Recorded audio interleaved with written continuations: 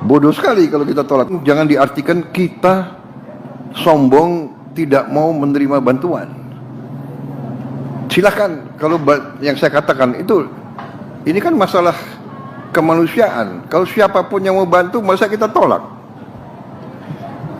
Bodoh sekali kalau kita tolak. Tapi kita, masalahnya adalah sebagai pemerintah, kita tidak mau mengatakan kita tidak mampu. Karena kita benar-benar mampu. Sekarang saya sudah tadinya diajukan 51 triliun, saya komit 60 triliun.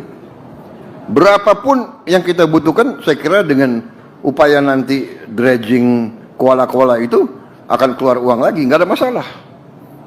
Ya. Kita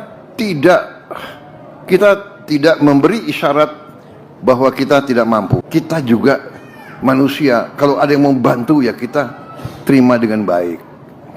Tapi kita salurkan langsung. Yang mau bantu ke Aceh, monggo. Mau bantu ke Sumbar, mau bantu ke Sumut,